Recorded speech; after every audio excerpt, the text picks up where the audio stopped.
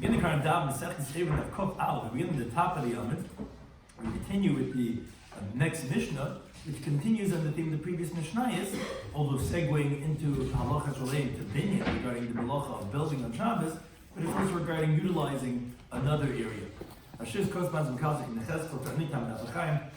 who's joining us for today's Daf. So we're discussing today's Daf unusual makeshift doorways, which might be used to use on Shabbos because it looks similar to building on Shabbos. Although it's a door, I mean really every time you open the door, you're really building, but it's not because it's part of the structure and it's a door. Here we're going to talk about some type of possibly problematic doors. Additionally, parenthetically, when the pasuk of Micha says, that it compares tzaddikim to thorns. Additionally, we, in the next Mishnah, bring the opinion of Rameir that says, a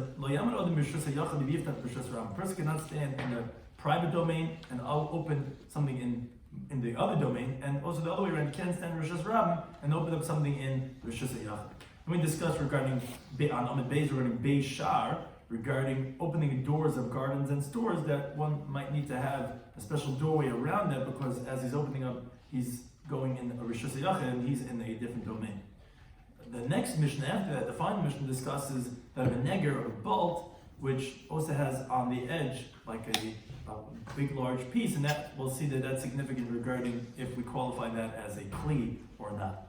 Some of the key terms and concepts we're going to discuss today that are shuffle the sefer dekra. If you don't really understand the beginning of a pasuk, go to the end of the pasuk. That might help and understand the beginning of the pasuk. Yerushalayim ilmoli dal sel nelos balayla. If Yerushalayim, the doors would not be closed at nighttime, we would be liable because it has all the qualifications of a Rishus Rabbim. But now that it's closed at nighttime, it actually has the status of a karmelis. Chaykim lahashlim is the concept that although something does not have the requisite measurement, but it has enough space that you can carve out to supplement that amount, that's machlekes tanaim, as we'll see regarding if we say that it has the measurement or not. So we begin the current Daf Kuf Aleph on the top of the Yomit, we begin the Mishnah. Hadelis, the door, sheba muktzah. What's muktzah? Muktzah is a wide open area, like a backyard that's behind houses in Talmudic times. Now the reason why we're picking specifically that the door is in the muktzah, again muktzah doesn't mean like in the Hilchos Shabbos muktzah, it was a set area behind the houses. It was really set back because usually they used in Talmudic times their chutzah, which is in the front of the house. Here, since they don't really use this doorway so much, so the homeowner is not so concerned to make a regular door as you normally do. Rather, he just puts like a board opposite the opening, and when he opens it, he puts it on the ground. Or sometimes it's hanging, but it's like dragging on the ground. And that's going to be significant regarding opening and closing this door on Shabbos. Or let's say, not a door, but chadakim. As we'll see this terminology in the Gemara, these thorns that are made like bundles and you put it together, Sheba Pirza, we use it to close a breach. And again, sometimes he opens it, sometimes he closes it, but it's not a regular door. So too, a third type of a case of machtzal is reed mats. Here also, all these types of doors, you're not allowed to close them on Shabbos because you're really doing binyan. You're creating a structure. And as Rashi says, and even if it's hanging, meaning it's attached, but it's dragging on the ground, it's not like a permanent door. And therefore, when you pick it up and you put it on the doorpost, since it's not permanent over there, it looks like it's Mexican, but it looks like you're building, and therefore you're not going to close this door, so to speak, it's not a regular door, on Shabbos. Unless it's lifted off from the ground, then it doesn't look like you're building anything because it's attached, it's what's called tluim, it's hanging, and it's not dragging on the ground. That looks like it's a door, so therefore you could use it to close. But here, it's Mexican, since even though it's attached, but it's dragging on the ground, by pushing it back in, you look like you're building, and therefore that's okay. That's the halacha of the Mishnah. And that says the Gemara Raminu seems to be a contradiction of a brisa. The brisa says delis hanigreres, a door that's dragging, or machzelas hanigreres, or the reed mat that's dragging, or a kankan hanigre. Rashi says, what's kankan? It's a vessel that they would have like a handle behind when they were plowing. When they were plowing, they would hold on to this tool. And some people would use it to close, like in a doorway opposite an opening. Again, it's a type of a tool, and they would use it to close up a door. But this is also dragging. So it says the Bryce of Ismanchik Shiur betluyin, when it's tied on and it's hanging, you could close the doorway on Shabbos.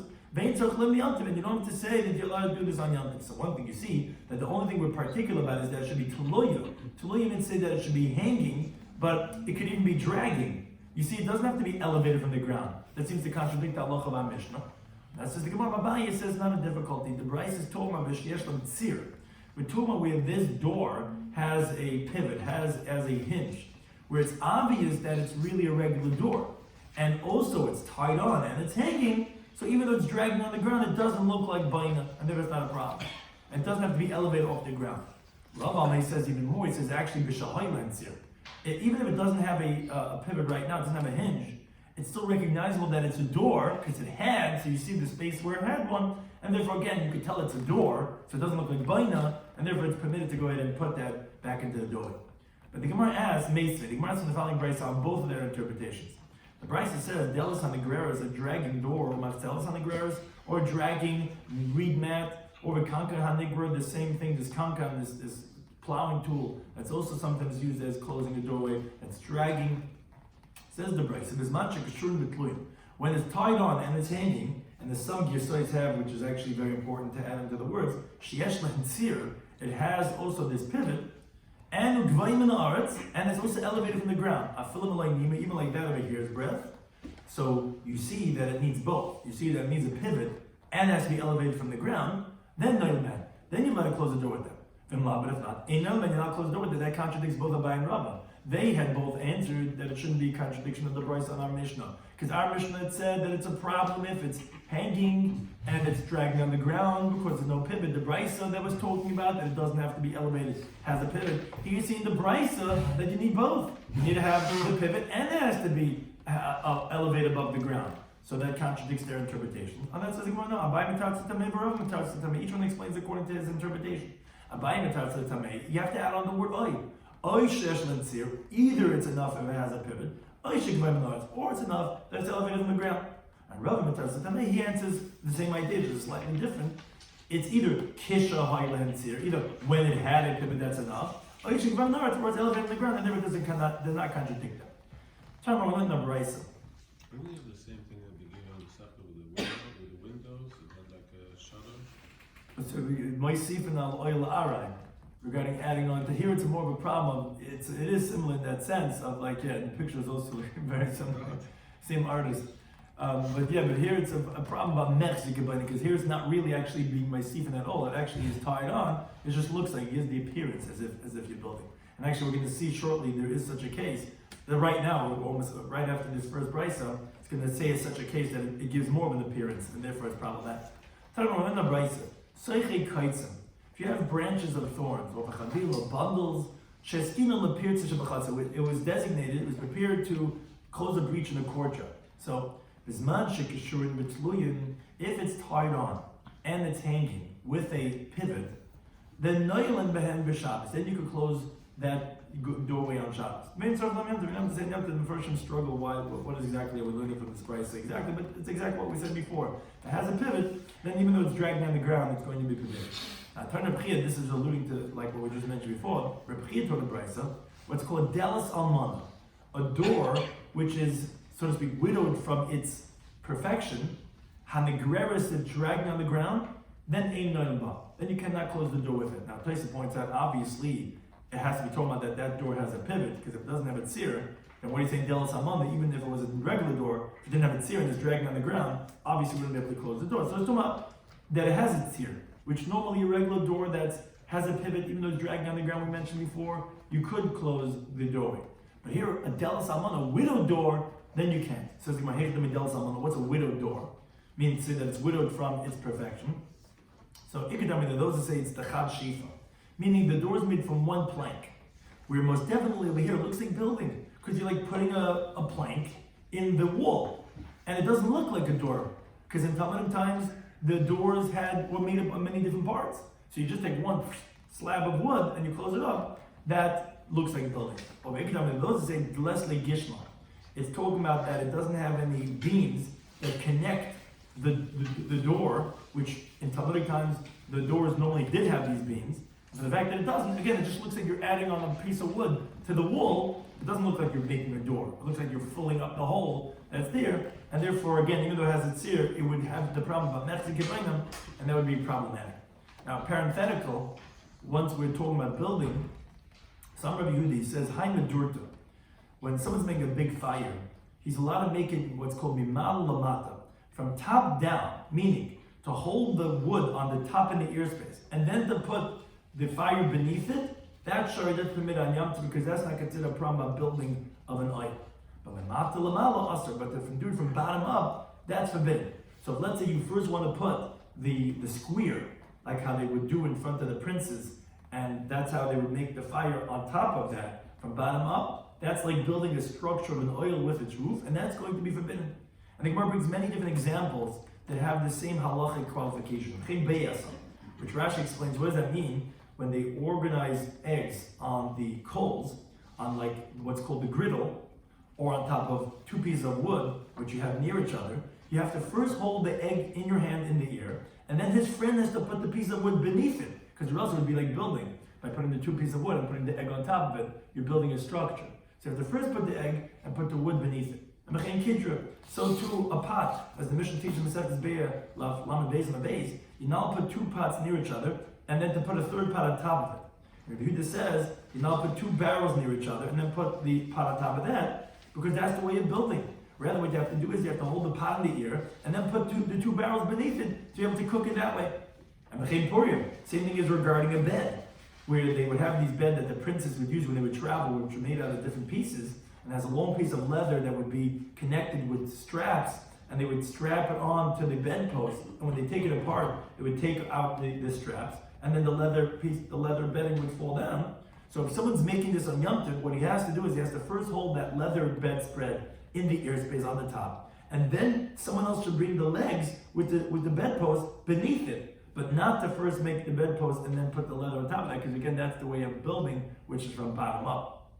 V'chein chavita, also regarding barrels. So let's say someone is organizing barrels in his storehouse, row on top of a row, and from the Rashi points out from the fact that Rabbi Yehuda says here in this order, obviously it's not a problem about chayfer, which is generally a problem with the storehouses, because when you're clearing out the spaces, you might come to dig. No, it's because of binyan, because of you putting barrels on top of the other ones. You're building now, which is problematic in the building way. So you have to first put the top one and then the ones beneath that. You mean building or oil? The oil is the same thing as bain. Now, Taisa discusses regarding how can we do certain things like putting chalas one on the other, but that's what this halach is. That it's maybe it's on the floor, not on the table. But that's the halach that we're saying that binyan is a problem about building from bottom up. So if you have to do something like putting something on top of two things, so it's a cedar on top of a cedar, a chair on a right? chair. So that's what Taisa discusses. He talks about this. He says, how do we do? How do we put Oibah Sefer? You're asking Taisa the question. Taisa says, how do we have Svarim on the top of the other? There's no Esther, Taisa says. Only if you need the airspace beneath it. Oh, okay. Or Taisa says that maybe it's only when you put it on the ground, not on the table. But that's what Taisa talks about, exactly, putting chalas one on the other, or putting Svarim one on the other. But the barrels, I don't know if he needs the airspace beneath it. He just throw it. He's throwing it. Right. Well, unless it's the way he needs it to be organized, so that it has the ear beneath it or whatever. All these other cases, for sure, that you need it to be that it's in that structural way. So now the Gemara discusses parenthetically, because we mentioned the Mishnah Chadokim Shebepirtza. We mentioned one of the cases was these half-baked doors, and one of them was these thorns that you put in to close the breach as like a door, which you say you're not allowed to close it on Shabbos unless it's elevated in the ground. So Amalei Ahud Tzeduki Rabbi Shloimy Schwartzberg. There was a certain Sadducee who said to Rabbi Shloimy Schwartzberg, he says, Chadka, he was mocking him, he says, you're compared to thorns. The Sibbachu, it says regarding you, the Jewish people in Micha, it says, Taivam, that meaning you, the Talmid Chacham, it says their best, are kechedek, are like thorns. So you're the best of the Jewish people. You're like thorns. He was mocking him.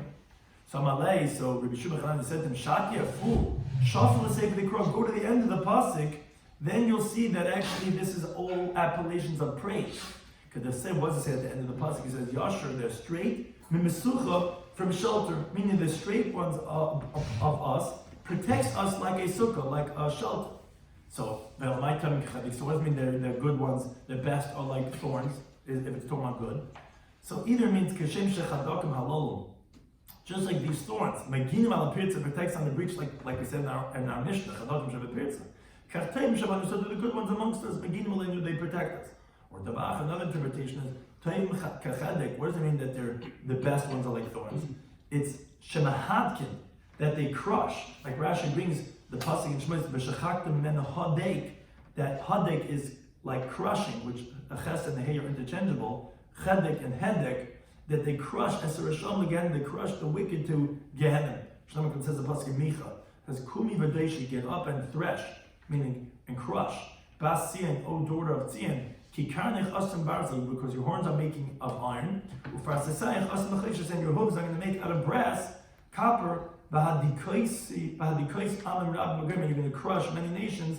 So you see that it's actually not a terminology of disgrace, but actually not a praise, and therefore it says, be quiet. Go to the end of the passage, you'll see it's actually complimentary, not derogatory. We continue with the next Mishnah, which goes back actually to the theme of the Mishnah before this last Mishnah, which was discussing regarding being in one domain and moving, manipulating things in another domain. If we're concerned that you're going to come to bring you back to where you are or not. It says the Mishnah, Lo yamar od mishasayach. A person should not stand in a house, let's say, in a private domain, and to take a key that's in the Rosh Hashanah and use it to be yiftach, to open with that key the opening of a store that's Rosh Hashanah, that's in the street. Now, although from the place where the key is to the opening of the door, there's not an area of Dalet Ames, so you're not really carrying Rosh Hashanah. Still, this opinion holds, rabbinically we decree that maybe you're going to come to bring it back to where you are, which is in the Rosh Hashanah, and you might be carrying the key from the street to your house. So to the opposite, a person should not be standing Rosh Hashanah in the street and stretch out his hand up above to an area that's above 10 tefachim and it's 4 tefachim wide. So for example, let's say the key of the store is on top of the roof, and he goes and he takes over there the key and the yiftach, and he opens with it the store, which is B'Rishus HaYachid, which is higher than 10 tefachim, and that's how he's opening up the store. No, we're concerned that he might come to bring the key to where he is, which is in Rosh Hashanah. Unless he makes walls that are 4 tefachim, that are 10 tefachim wide and 4 tefachim wide, and he can stand inside of it, which this is going on the case of the Sefer, when he's in Rosh Hashanah and he's opening up something in Rosh Hashanah, that he'll then be himself in Rosh Hashanah. But if not, we're concerned that he's going to open it up, he's going to be pulling it back to where he is, and he's going to be taking from Rosh Hashanah to Rosh Hashanah. That's all Divrei Meir. Now, Amrullah, the Chacham, they said to him, because if you recall, 2 Mishnayos ago, Chachamim disagreed. That's what we said, what, the Reish is Chacham, the Sefer is Remeir, and we said, yeah, that the Chacham allow you to move something in a different domain. That was 2 Mishnayos ago. That they're not concerned that you would come to bring it back to where you are. And that's what Amrullah, they said to Remeir, no, you're wrong. I'll prove to you that it's permitted. There was a story in the marketplace of what's called those who fatten. It's referring to the butchers, that they fatten up the animals. This was a marketplace in Yerushalayim. They actually would close the opening of their doors, and they would stand in the street, and they would put the key by the window, by the opening. Now the window was above 10 tefachim. So you see, you're allowed to stand in Rosh Hashanah and open up something in Rosh Hashanah. So we see we're not concerned that you're going to come to bring it back to where you are. Rabbi Yosef says a slightly different version. He says, Shuk Shal Tzam Barma. It wasn't the marketplace of the butchers, it's the marketplace of those who sell wool. But be that as it may, that's where they were disagreeing with Remeir. Now the Gemara wonders, the Rabbanan, they said to Remeir, no, we disagree with you. Why? Because they brought him a story in the Shuk in Yerushalayim. So the question is, Remeir is discussing standing in the street and opening up something in Rosh Hashanah, and he says you're not allowed to because you might come to pull it back where you are. What are they responding to him? Okay, so a Carmelist. How could that be? Yerushalayim is a Carmelist because it's like basically like a courtyard shaded by many, which you just don't have an Eruv. And the reason that is we're going to shortly quote, since the doors of Yerushalayim are closed at nighttime, you technically could make an Eruv in the whole Yerushalayim. So he's talking about Rosh Hashanah, which obviously, if you by mistake bring it back to where you are, you're violating Issa Deraisa. And they're bringing a story from a Carmelist that they were allowed to move something in Rosh Hashanah when they're standing in the Carmelist. That would, of course, because that would be going to get Gzeira. Even if we bring it back to where you are, it would be only a rabbinic decree. So why would they make Gzeira? What's the machlekes? What are they telling him? As the Gemara brings, the Omer Rabbi Yochanan says Yerushalayim El Malik Dal Saseh Minilis Balayla. If the doors would not be closed at nighttime in Yerushalayim, they would be liable for carrying it as a Rosh Hashanah, because it's a city of many people, which many people come in over there, and it has the status of Rosh Hashanah open. Now that the doors are closed at nighttime, it's not like Rosh Hashanah, because now it's not comparable to how the Jews were in the desert, in the Midbar, where the opening was open at all times. Now, so since it's a Carmelist, so we're not going to make a xera that a person should not stand in the Carmelist, which is what Yerushalayim is, and open up the Rosh Hashanah, then he might come to bring it, because even if he's going to bring it, it's only rabbinic decree, and that would be xera. So what's the question? Meaning, what are they telling Rebbe? So the Gemara brings two approaches. Amar Papa says, no, Khan, over here, when did Rabbi Yochanan say that it's going to be as a Carmelist? Is before there were breaches in the walls of Yerushalayim. Khan, the Rabban the Mishnah, who there making it sound like it was a Rosh Hashanah in Yerushalayim, is la'achar shenifetzu b'pertzes. After there were breaches in the walls, it's not anymore considered as if it's walled off, and therefore it's going to be considered as Rosh Hashanah. So again, now we know why they were saying a story from Yerushalayim, because you see they disagree that you could be in Rosh Hashanah and manipulate things in Rosh Hashanah without considering come to bring it back to where you are. Or second approach, Rava, he says, actually Seifa Asoy, the Seifa meaning Rabbanim, who they're coming to disagree with the Meir, they're coming on Lashari Gina, on the gates of a garden, which that is a Carmelist, as Rashi points out, because since the garden is more than Beis Hasayim and it's not enclosed for residential purposes, that garden is considered as a Carmelist. And still, although it doesn't say in our Mishnah, we're actually in the court of Bryce, Meir does say it. Meir says you're not allowed to stand in a garden and stretch out your hand to an elevated place that's 10 tefachim high, 4 tefachim wide, which that makes that area into a Rosh Hashanah, and to take the key of the lock that's higher than 10 tefachim and move it around. So he is, although we don't say it explicitly in our Mishnah, he is quoted as saying that you cannot be in the Carmelist and move things around in Rosh Hashanah. And that's what the Chacham are coming to disagree on in that case. And this is what the Meir was saying. Also, a person should not stand in a private domain, let's say in his courtyard, and stretch out his hand through a garden, let's say through a hole or through a crack, and take a key over there. The yiftach, and to open up the lock, the Carmelist, which is in the garden itself, because he might come to pull it from the garden, which is a Carmelist, back to his chatzah, which is Rosh Hashanah. So we see Meir is stringent even by rabbinic domains, and so too by Carmelist, the other way around. He should not be standing in the garden and stretch out his hand to an elevated place of 10 tefachim high, 4 tefachim high, which is Rosh Hashanah, and the key is over there. He should not go v'yiftach Rosh Hashanah and open up the key in Rosh Hashanah, which is the lock above 10 tefachim. That he should not do. And rather, as we tinted the base, like you said in the Mishnah, only if you make a partitioning around yourself 10 tefachim high, which that's going on the last case, which is when he's in the garden, where if he makes walls around himself, then he's in Rosh Hashanah, and then that goes up to the sky, and then he could open up the lock, which is also Rosh Hashanah, because now the garden, because since he has walls around himself, he just made himself into Rosh Hashanah. That's Divrei Meir. That is a relay. That's what they said to him. No, Maisa Bishuk Shapatam Shabishulaim. There's a story in the marketplace of the butchers in Yerushalayim, which again, yes, Yerushalayim is a Carmelist, but you said Carmelist, even by Carmelist, you cannot go ahead and carry in Rosh Hashanah, because we're concerned that you might come to bring it to you. And that no, we see that they would close the lock and they would put it by the window that's over the opening, which that's all Rosh Hashanah. One thing we see is that when you're in the Carmelist, we are not concerned that you're gonna, when you're moving around things in Rosh Hashanah, you come to bring it back to you where and there is exilic zera. But yeah, Meir is on record that he said it's asar. He says like we said in the Mishnah, he says the marketplace of those who sell wool. So at this point so far, we're saying that Meir holds, according to Rava's interpretation, that Meir says it's forbidden even between their Carmelist and Rosh Hashanah. That even if you're in a garden, let's say, which are Carmelists, which is more than Beis Hasayim, Shlahukah Fladira, you can't open up something in, let's say, a Chatzir, where, although there's nothing wrong, you're not carrying more than Dalaramas, and that's not even Dalaramas, that's actually Rosh Hashanah. Whatever the case is, you're not concerned you're going to come to bring it back to you, or Meir is concerned that you're going to come to bring it back to you. Now, on that theme, standing in the Carmelist and your hands stretching out to Rosh Hashanah, the Gemara brings a Brisa. Tarmalana Brisa. Pischei Sharegina. The openings of the gates of gardens. Now, Rashi points out that generally their locks were 10 tefachim high and 4 tefachim wide. So essentially the lock itself was a Rosh Hashanah. It's 4 tefachim wide, it's 10 tefachim high. And that's important because the lock itself is Rosh Hashanah. So that says, the Brisa, Bisman sheyesh len beisha. If there is a gatehouse, which is a small little house, and the opening of the garden opens up into that gatehouse, And Rashi points out, we're talking about that the gate of the garden is open to Rosh Hashanah, and we know that from the fact that the Sefer says the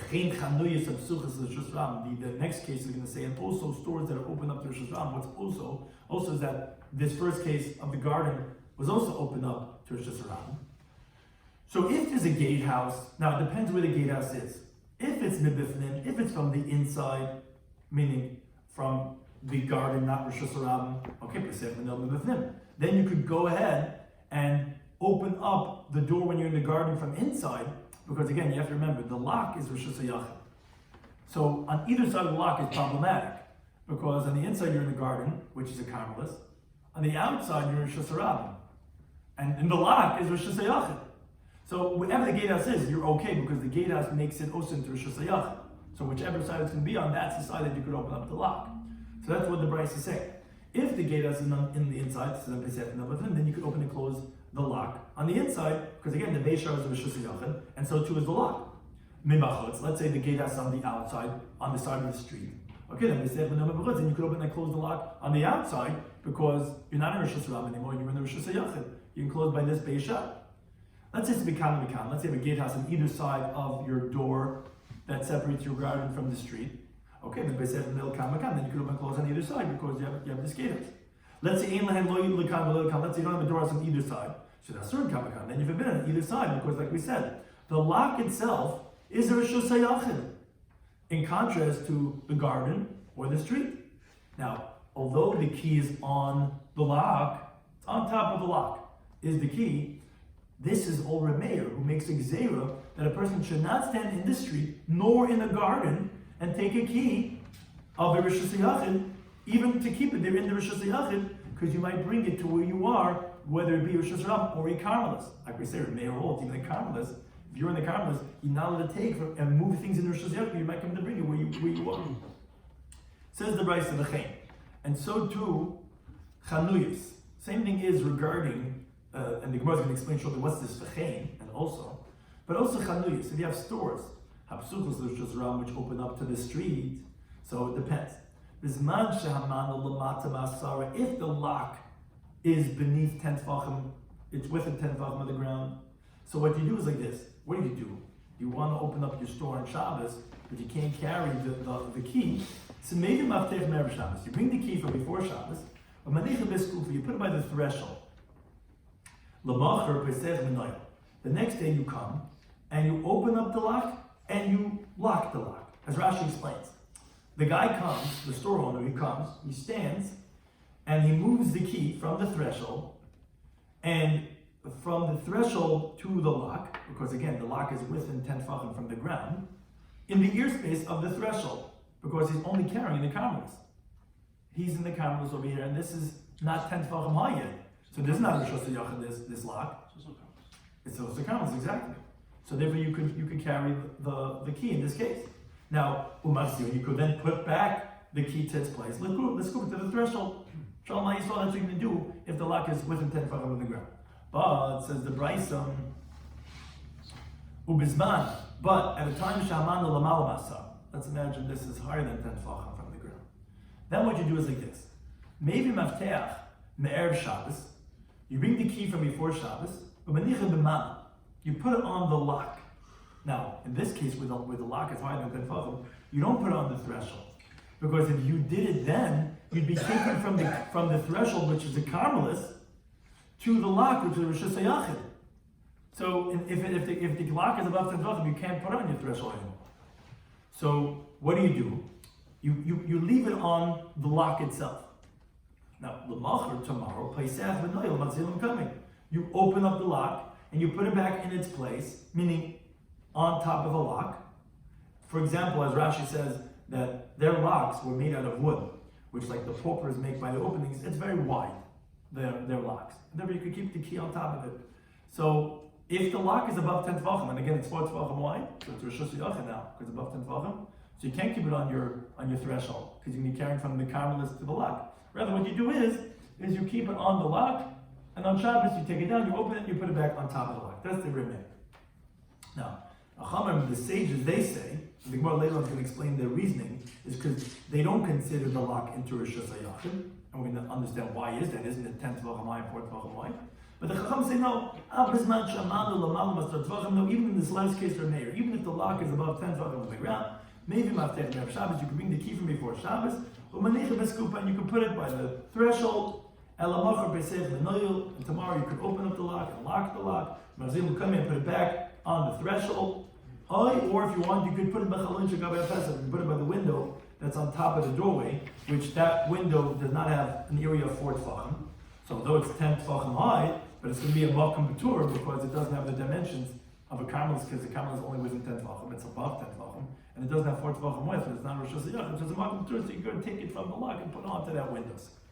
Now, but if let's say the window has an area of 4x4, then it's awesome. It's forbidden to take it from the lock to the window because you're taking from one domain to another domain. What's the one domain to another domain?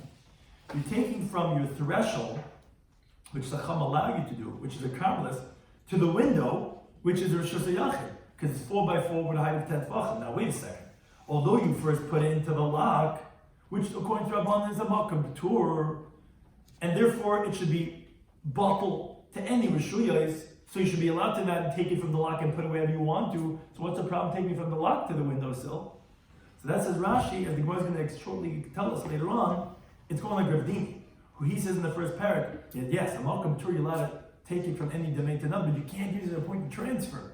You can't take it from your Karmelis to the Malkum Batur and then to the windowsill. And that's why it's problematic. Okay, says the Gemara like this. The Gemara comes to explain the Bryce. Midikama, from the fact that the Bryce said when it was quoting Remeir, said V'chein Chanuyos. We first had a case of a garden, the opening of the gates of the gardens that open up to the street. We spoke about if it's a Beishar or not, and when we said V'chein Chanuyos, so 2 stores. Now, Machlal, the inference is the Biskufas Karmelis Askina, that it must be that the threshold that we're talking about regarding the stores are talking about that it's a Karmelis. How do we know that? So Tais explains. Since V'chein sounds like it's going similar to the case of the gates of the garden, if the threshold would be Rosh Hashanah, then you'd be carrying from a Rosh Hashanah to a Karmelis, and so too if let's say it was Rosh Hashanah, you'd be carrying from Rosh Hashanah to a Karmelis, then it wouldn't be similar to the case of the garden by its gate, where it actually said it's forbidden. We said it's only going to be permitted if it's from a Karmelis to Karmelis. So it must be that this is Skufa, the threshold is a Karmelis. Fine. Says the Gemara, but then Hai Minal Hechadami. So what's this lock? We're talking about, we have this machlekes, Remeir, and Chachamim, regarding if you could keep the threshold, the key on the threshold, and open up the lock on Shabbos. If it's above 10 tefachim, what's this case? If the lock does not have a width of 4 tefachim, so Malkum Batur. So it's an exempt area. So even if it's above 10 tefachim, how can Remeir say to Rosh Hashanah, you're not allowed to go ahead and open it up? You're not allowed to take it from the threshold, open it up. What's the problem? You're taking from a Karmelis to Malkum Batur. And the East Be'arban, if it does have 4 tefachim width, one hitter are going to say, even if the lock is above 10 tefachim, maybe Maftech Meir Shabbos, you can bring the key from before Shabbos, you can put it in the threshold, and tomorrow you can open it and close the lock, you can put it back in the threshold, and it's all quoting their opinion. Or to the window that's above the Pesach, how could you say that? But then you're carrying from the threshold, which is a Karmelis, which you just said that we're talking about a Karmelis, to the lock, which is 4 tefachim wide and 10 tefachim wide, which is Rosh Hashanah. How can, and no one permits carrying from a Karmelis to Rosh Hashanah? How do we understand this case? So that the Gemara says that actually, Amar Baya, he says, La'olam, the truthfully is, La'olam dein ba'arba. We're actually talking about where it does not have 4 tefachim of width.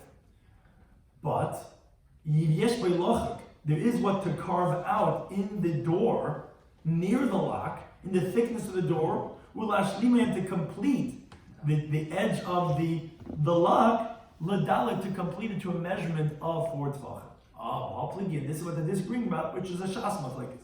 Remeir holds that you carve out the complete. In other words, you view it as if it's carved out and as if it already has dal tefachim. So it's a Rosh Hashanah according to Remeir. That's why you can't bring the key to the threshold and then carry on Shabbos, because according to him, it's going from Karmelis to Rosh Hashanah. We don't view it as if it's carved out. So therefore, it's less than dal tefachim, and therefore it's a Malkum Batur. And therefore, of course, you go ahead and leave it by the threshold and carry on to it on Shabbos into the lock. Now, Amar Bibai, he says that what we learn from this Bryce is plus. We learn 3 things. First of all, we learned from a mayor that he holds this halachic concept that you could carve out, if there's room to carve out, we view it as if it is and has those dimensions. A second thing is, we learned that Hadabei Remeir Misharigina.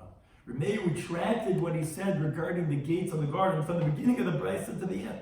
Meaning, from the fact that Remeir permits you to stand on the threshold, which is a Carmelis, and to take the key that's on the lock, on top of the lock, which is 10 tvachim high and 4 tvachim wide, which is Rosh Hashanah, when you're on the threshold, which is a Carmelis, and to just move it in the ear space of the lock. So although we said he doesn't let you put it on unlike the Chacham, he doesn't let you put it on the threshold, because he considers it Rosh Hashanah. And you're going to be taking from a Carmelis to Rosh Hashanah. Chacham say, no, it's not Rosh Hashanah. But one thing is, forget about that he's not taking the key from the threshold, but he's moving the key in an area of Rosh Hashanah. And Vishtaita, where's he standing? In a Carmelis.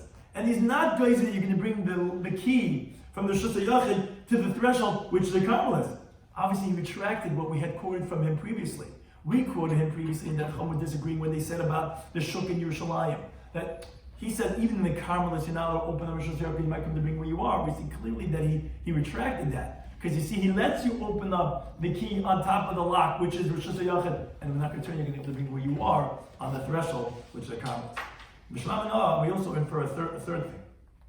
Mid-Rabbanan, from the Rabbanan, that they said that if the window was 4 by 4 tefachim, that you're not allowed to take the key from the threshold and lock the lock, which is a Makam Tur, and to take it from the lock and put it by the window, which was Rosh Hashanah, why not? It's a Makam Tur. Makam Tur, you let it go from any area to there, is because you're going to be transferring what's called machlef from your threshold, which is a Carmelis, to the window, which is Rosh Hashanah, through a Makam Tur.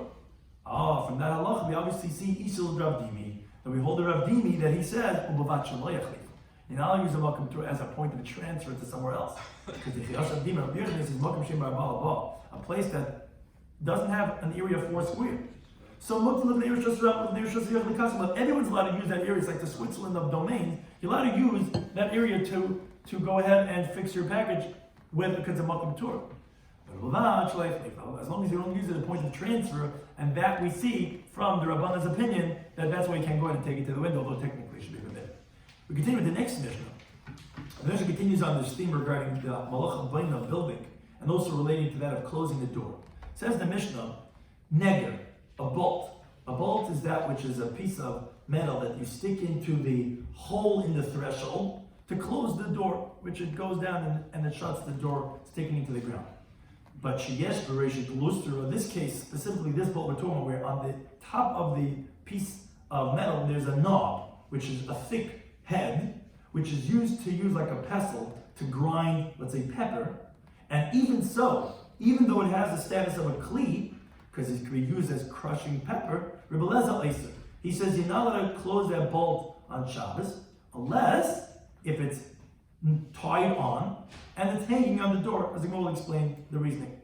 Rabbi Shloimy says no, it's permitted because he says it has a halacha of a kli because of the kolustra, the thick thing on the top. So it doesn't look like a building because it's a kli. It's not binyan, it's a vessel. It's taking your basketball or whatever, it's obviously not part of the structure. It's a kli. So there's no problem of that it looks like binyan. Now, Amr Eliezer says, no, I could prove to you. There was a story with the gathering house, the shul in Tveria, that they always used to go ahead and close the door with that bolt. Gamliel came and said, it's us, you see, you're not allowed to, even though it has a knob at the end. He says, no, you got the story backwards. They always had treated it as forbidden, until the elders came along and they said, no, it's permitted. Now the Gemara qualifies this machlekes like this. Benitel be'egudai, if this is something that could be taken with what it's tied on to, meaning when it's tied onto the door and it's hanging with a strong rope, and you can move it around with that rope and it's not going to come detached, no one disagrees that that's going to be permitted. Because since it's tied on, it's hanging very well, like a bungee cord, so it's obvious that bolt is meant to lock the doors. It doesn't look like building. It's attached. Keep ligi them. If this bolt cannot be taken with what it's attached with, meaning the string is very thin. If you want to take it from there and move it with that rope, it's going to automatically get detached. Oh, that's a machlekes. The master of BC holds keeping the aspiration glues to a since on the edge there's a knob. So fine, I don't care if it gets detached. It turns clear love. It still has a look like a vessel. It doesn't look like building. Or master of Rabbi held keeping the ain't bigudi since it cannot be taken with what it's attached with. So it's like as if it's not attached. Oh, and the Mishnah later on teaches us that when you have a bolt that's just laying there on the ground, if it's not attached to the door, you can't use it to lock the door on Shabbos. Here also, although it's attached, it's like it's laying there on the ground because that rope is so flimsy, and from the fact that it has that gluster on the top, no, that Rabbi Eliezer did not permit. Whereas Rabbi Yossi holds that no, the gluster helps because it makes it into a kli, and therefore it's not going to be a problem of binding. So we're going to be discussing today's Daf Eruvin Daf Kuf Aleph. We started with the Mishnah. We spoke about a door or things like that, or mat or whatever, but it's specifically in the muktzah. And the muktzah is like the backyard when Talmud times they barely use those, so they really wouldn't use it like a regular door on hinges. They would just take the door, whatever it is, and just like put it closing the area. So it said on Shabbos you're not allowed to close the door unless, even though it's hanging from it, because it's dragging only if it's above ground. It's above ground, it's hanging and above ground, then you can see that it's part of the structure that doesn't look like building. I live in the Bryce that says that even the dragging door is permitted to go ahead and close it on Shabbos, even though it's not elevated from the ground. And that says the Gemara either that it has a pivot, so it doesn't look like a building, but you can tell it's a door, or as long as it had one, so you can tell that it's a door. Now, whereas a delis almana, a widow door, which either means to say that it has only one board, or that it doesn't have this gishma, which Rashi explains are these bolts that connect the pieces of the door. If that's dragging, although that there is a tier, as Taisa explains, which generally a door that has a bolt, even when it's dragging, you're allowed to close the doorway. If it's a delis almana, which again is more like mechzi kabaina, it looks more like a building, therefore that you're not allowed to close that door on Shabbos. Then we said parenthetically, when we were talking about building, we said a medurta, a bonfire. From top down is permitted where you first put what you're putting on the top and then the wood beneath it, but from bottom up is a problem because that's like oil. And so it's regarding the eggs, or the pot, or the bed, or the barrel, they all have to be from top down, not from bottom up. Parenthetically, we brought the pasuk, Taim Kachadik, that the Tzeduki said to him, because we had mentioned the Mishnah of Chitka, so he says, you guys are compared to thorns. He says, no, we protect like thorns protect the breach, which is like the halacha of our Mishnah, or that from the word of hedek, that we crush the wicked to Gehenna. But again, that's shafal the save of the crow. You see the end of the pasuk is talking about the praise of the tzaddikim, not anything that's denigrated. Then we went to the next Mishnah, and that was your mayor, in contrast to 2 Mishnahs ago. He says, you now stand in one domain and open up something in another domain. And so do the opposite. What's the problem? You're doing less than Dalanamas. The problem is you might come to bring it back to where you are. Unless you make a mechitza that's 10 tefachim high, for the case of when you're in Rosh Hashanah, then you're going to be really in Rosh Hashanah, and then it's going to be permitted. Whereas the Kar Rabbanan, they say no, it's permitted, as we find in the marketplace of the butchers or the wool makers, where although they were in Yerushalayim, they would open up in Rosh Hashanah. Now, although Rameir, when he was saying it's us, it was in Rosh Hashanah, and the Chumrah responding regarding a Carmelist, because Yerushalayim is a Carmelist, he never said it's us in the Carmelist. He only said it's us in Rosh Hashanah. So the Gemara gives two answers. Either that the Chacham talked about Yerushalayim after the walls were breached, where then Yerushalayim is a Rosh Hashanah, and still we see it was permitted to open up something Rosh Hashanah. Or, no, Rameir actually was talking about Sharigina, as we find in the Bryce, they actually did say it's problematic, even by a Carmelist. And that's where the Chacham come and disagree, which actually, as we can shortly say, they actually retracted from that halacha in that Bryce itself. As we brought a Bryce, Rameir says, by the opening of the gates of a garden, which opens up at the Rosh Hashanah. So you have your garden on one side, you have the Rosh Hashanah on another side. So he said, wherever there's a gatehouse, you could open and close, but if you don't, you can't open that anywhere. Because again, the lock is Rosh Hashanah, it's 10 tefachim wide, 4 tefachim wide. So in the garden, which is a Carmelist, you can't open the Rosh Hashanah. In the street, Rosh Hashanah, you can't open them with the lock. But if it has a gatehouse around it, then you're in the Rosh Hashanah, then it's the same domain like the lock. So to said the Brisa, B'chein, stores that open up the Rosh Hashanah. What's the so to? He said, if the lock is within 10 tefachim from the ground, so then everyone agrees you could put your key on the threshold, and you could open and close because you're both in the karmelis. But if the lock is above 10 tefachim, then your mayor says you can't put on the threshold. Your threshold is a karmelis. You're going to be carrying to a rishus hayachid, so then you have to leave it on the lock.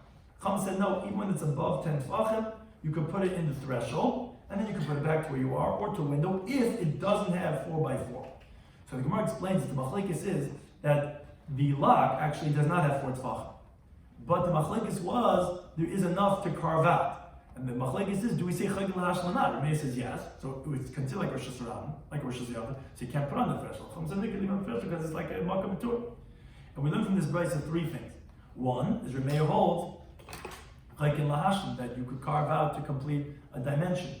So too, Rabbi retracted what he said in the Sharagina, because although he says that you can't leave it on the threshold, because that's a karmelis, and to open up the lock, which is a rishus hayachid, because it's above 10 tefachim, although it doesn't have 4 tefachim, we're chaykin lahashim, so we view it as if it has 4 tefachim, it's rishus hayachid. So we're saying, so where are you going to leave it? On top of the lock. So then you're never moving it away from rishus hayachid. But where you standing? In a karmelis. Obviously, you let someone stand in the karmelis and move things in rishus hayachid. That's chayzer from what he said to the Sharagina, that you now be in the karmelis, which is the garden, and open up the lock. Obviously, retracted that. And the third thing is that we see from the Rabbanan of Rav Dimi's halacha, that the Rabbanan said that they consider the lock as a makam tur. So you could stand in the karmelis and leave the key in the karmelis, which is on the threshold, and open up the lock, because the lock is a makam tur, because it's above 10 tefachim and it doesn't have the dimensions of 4 tefachim, and you don't take like lashim. Then they said, okay, what do you do with the lock afterwards? The key, you can put it either back in the threshold or put it in the window that doesn't have 4x4. Why? What happens if it has 4x4? You take it from makam tur, of course, you could take it to rishus hayachid. No, because that's Rav Dimi's halacha of shaloi yachlifu. Although you're allowed to take a makam tur to any area, but you can't use the point of transfer. And since you started off that key on Shabbos on your threshold, which a karmelis, you cannot take from a karmelis to rishus hayachid, which is the window at 4x4, through the shleitz, through that makam tur of that lock. Then went to the next issue. We spoke about a bolt that has on the top this like knob. So we had a machlekes if you could put in that bolt into the ground on Shabbos or not. And the machlekes comes down to, do we consider that as a kli because of the bolt? And if it's a kli, it doesn't look like baina because it's obviously kli, not a part of the building. So the Gemara explained, if it could be moved around from that bungee cord, it's a very strong bungee cord, so everyone would say it's permitted to put in that bolt because it's obvious that it's meant to lock up and it doesn't look like baina. Machlekes was, if it's not moved with that connection, if the cord is very weak, very tenuous, and if you would pull it, it would get detached. So then that doesn't necessarily look like that it's meant to be for the locking, and therefore it's like what Rashi says, if it's just laying there on the ground, and then as a Mishnah later on says, I'll take a bolt and just put it into the ground, it looks like baina. But the question is, again, if the gluster is going to make it like a teres kli, that's machlekes between Rabbi Eliezer and that of Rabbi Yosi, and therefore that's the machlekes regarding if you could put in that bolt on Shabbos or not. Thank you to any time.